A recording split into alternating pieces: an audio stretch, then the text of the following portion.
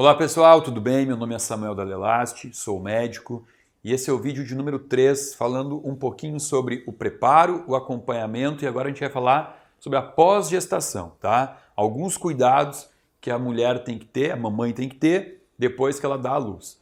Bom, primeiro, vamos entender que o leite materno ele é o alimento mais completo que essa mamãe pode dar para o seu filho. Ok? Fato. Sobre isso a gente não pode discutir. Mas vamos entender um pouquinho sobre o aspecto da composição do leite. Você tem que entender que o leite ele vai ser basicamente composto pelo que essa mamãe está ingerindo. Então eu vejo muito assim algumas mães que durante a gestação elas têm um cuidado enorme em escolher alimentos maravilhosos, orgânicos, perfeitos. Por quê? Porque elas entendem que o que elas estão comendo está sendo utilizado para formar o corpinho do bebê. Perfeito. Mas quando a criança nasce, essas mães que ficaram fazendo dieta restrita por muito tempo, elas querem comer açúcar, elas querem voltar àquela alimentação que era a alimentação antiga delas. Então, nasceu a criança, imediatamente já vai para a pizzaria, já começa a comer cachorro-quente, sem entender que isso que elas estão comendo está indo diretamente para o leitinho que está dando para o seu filho, entendeu? Então, assim, o que o Ministério da Saúde preconiza hoje? Durante os 6 primeiros meses, o aleitamento deve ser exclusivo por leite materno, né?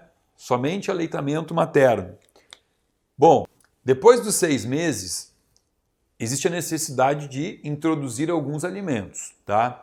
Aqui, eu já deixo a dica. Existem nutricionistas hoje especializadas em trabalhar com crianças de 6 meses de idade. Bom, na verdade já tem nutricionista que trabalha com a alimentação da mamãe nesses 6 primeiros meses, né? O que a mãe deve comer para otimizar esse leite? Uma coisa interessantíssima de eu fazer um adendo aqui é o seguinte, tem muitas mães que precisam trabalhar e elas não querem deixar de dar o leite para o filho, tá? Então o que elas fazem? Elas usam um aparelhinho de sucção, elas tiram o leite e guardam na geladeira. Por quê? Porque elas vão trabalhar e elas deixam a orientação para a babá lá que está cuidando da criança, que é para dar o leitinho materno. Isso é ótimo, é muito interessante, mas tem um detalhe que poucas mamães sabem. O leite da mãe, ele não é o mesmo, a composição não é a mesma da manhã até a noite, tá? Por quê? Porque existe toda uma orquestra hormonal que vai acontecendo no corpo da mamãe e que ela vai transferindo para o leite. Como, por exemplo, se você pegar o leite que a mamãe produz de noite, o leitinho lá das 9 da noite, vamos lá, 21 horas, né? O leite ele vai estar rico em melatonina. Por quê? Porque essa criança precisa dormir. Então a mamãe vai estar produzindo um leite rico com um hormônio que faz a criança ter um sono gostoso. Se você pegar o leite da mamãe de manhã, 7 horas da manhã, ele é um leite que vai ter um pouquinho mais de cortisol. Por quê? Porque essa criança tem que acordar e o cortisol é um hormônio que faz isso, acorda a gente. E quando você começa a tirar o leite, coloca na geladeira e começa a dar ele em horários que não são os horários fisiológicos, por exemplo, imagina essa mãe que tirou o leite à noite e aí às 10 da manhã a babá deu o leite das 21, rico em melatonina. Essa criança vai passar dormindo o dia todo, até o meio da tarde, entendeu? Por quê? Porque ela está trocando o que seria o processo fisiológico, né, cíclico, hormonal, que a criança deveria estar passando. Então isso daqui é legal você, mamãe, tira o leite, rotula ali a mamadeira, colocando qual é o horário que tirou e orientar para que seja ofertado esse leite nos horários mais fisiológicos possível. Bom, isso é uma dica que eu acho válida, tá?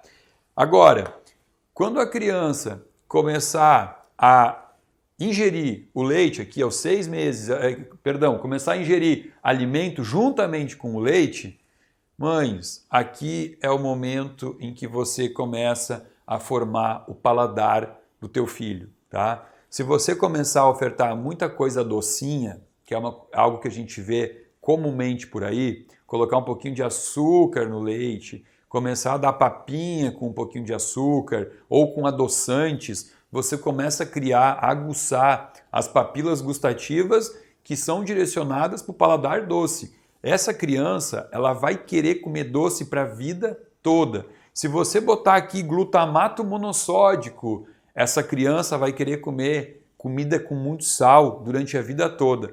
Então aqui é o momento de você fazer o teu filho começar a provar o gosto do alimento, saber que o brócolis tem gosto de brócolis, que a cenoura tem gosto de cenoura, não camuflar, nem é interessante você misturar muito os alimentos. Essas sopinhas assim que você faz lá com 10 tipos de legumes diferentes, é interessante? Claro que é super nutricional, mas ter o cuidado de que isso não seja uma prática contínua, que essa criança ela comece a saborear os alimentos com o paladar original que ele tem. Por quê? Porque depois essa criança não vai ter dificuldade em comer alimentos variados, senão ela vai ser aquela criança com o paladar muito seletivo, muito restrito. A gente chama paladar infantil para o resto da vida. Tá? Então isso é um cuidado muito interessante também após os 6 meses.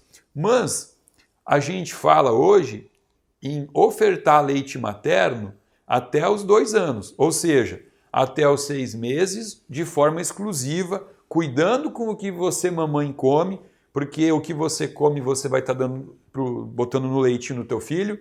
Depois dos 6 meses, introduzindo alimentos com esses cuidados que eu acabei de citar e tentar ao máximo ofertar o teu leite. Veja bem, eu não estou falando de leite de vaca, eu estou falando do teu leite, ofertar ele até os 2 anos. Por quê? Porque tem uma coisa que você tem no teu leite que não vai ter em alimento nenhum, que são anticorpos.